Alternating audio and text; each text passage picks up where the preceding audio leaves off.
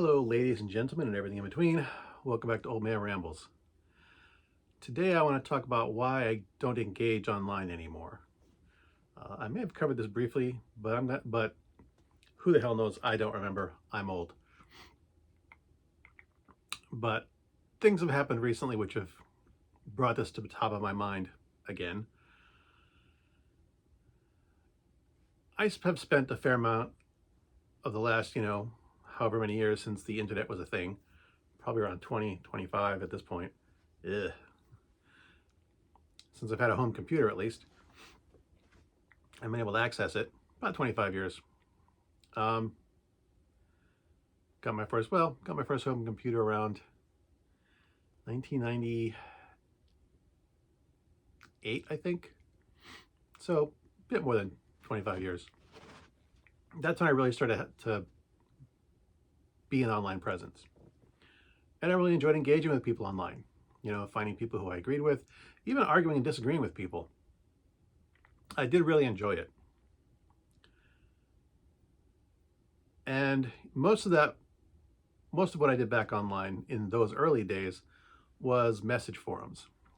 I would find a message forum for the topic that I was interested in, video games, mostly video games and comics and stuff like that. There were a couple that I joined that were just like chat areas. They're just chatting forums. You would just get online, people would just have random conversations. And I really, really enjoyed those. I had a lot of fun doing that. But I'm not sure exactly when. It might have been around the time social media became a bigger thing, where, instant communication became something that everybody did instead of the nerds like me. And I would find myself getting in these arguments online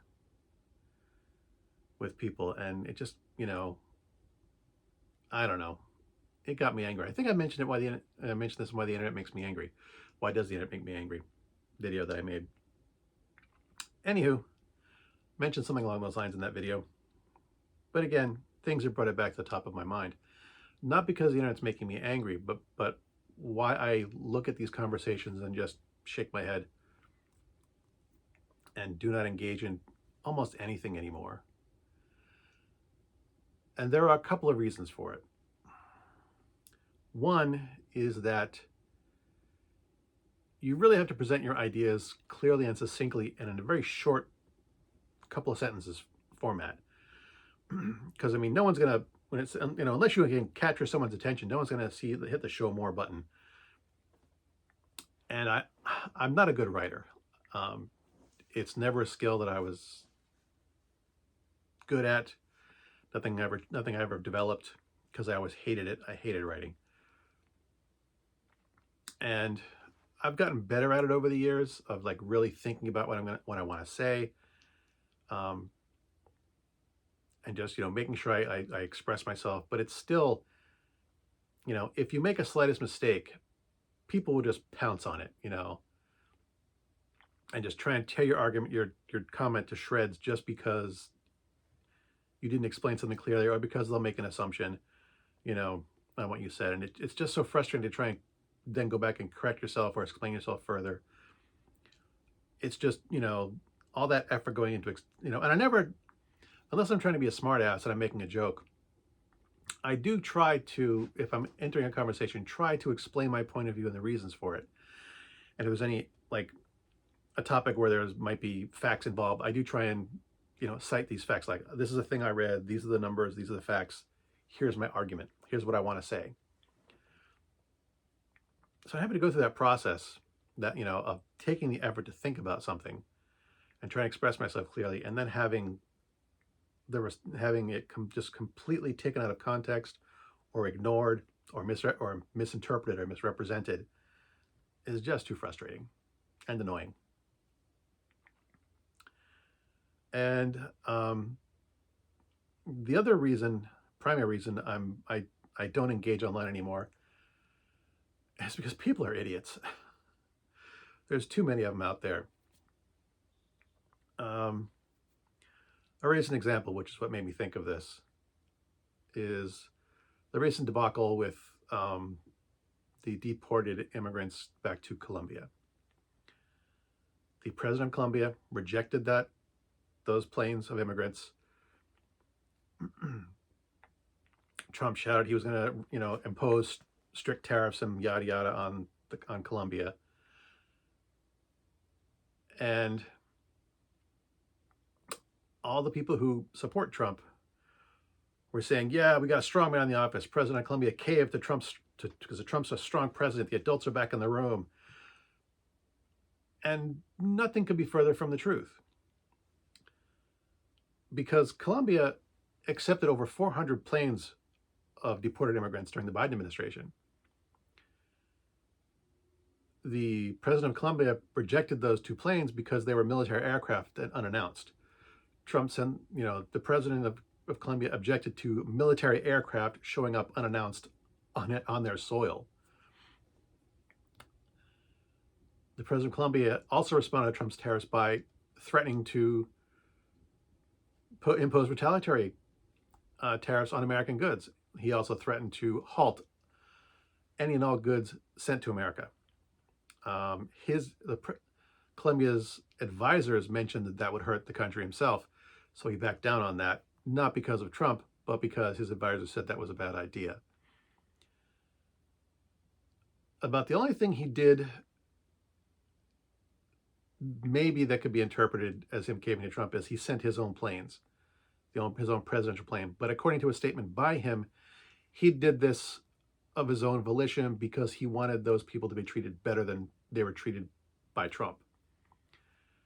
He didn't want them to be shackled in handcuffs and treated like cargo, because that's essentially how they were treated when Trump deported them. His response was he wanted to treat these people more humanely.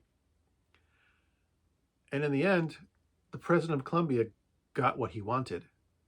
No more American planes sent with deported immigrants without at least notifying the country first.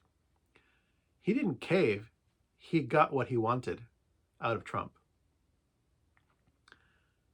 Now, I could have explained that to them, that you guys are factually incorrect. Nothing of what you believe or say is true. But it wouldn't have made a difference, because they're idiots. Because they don't want the facts. They want to cheer that their side is right and the other side is wrong. That their side is the best and the other side sucks. And the truth of the matter is, both sides suck. Democrats suck, Republicans suck. Trump just happens to suck more than the Democrats do.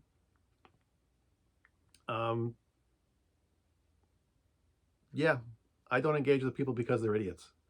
And the effort involved is just not worth it anymore. I will engage with people online sometimes, but I try to make it very, very small.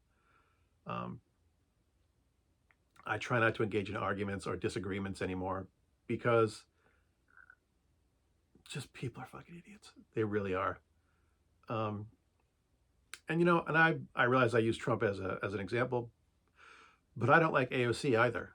And I've gotten in conversations about that and had, my left-leaning friends, oh, you can't take a strong woman. It's like, my mother was a biker girlfriend, dude. She could tear AOC to shreds, and I would love to see it. But I just think she's stupid. I don't like her. I wish she would go away. And that's got nothing to do with her being a Democrat or her being a strong woman. I have disagreements with both sides of the fence. Very strong disagreements with both sides of the fence. I just happen to side with the left a bit more often. And people are idiots. I'm going to keep coming back to that. I know I've said it several times, but yeah, those are the 2 reasons I won't engage online anymore. Is that it's too much effort for too little return, and people are stupid. Good hunting.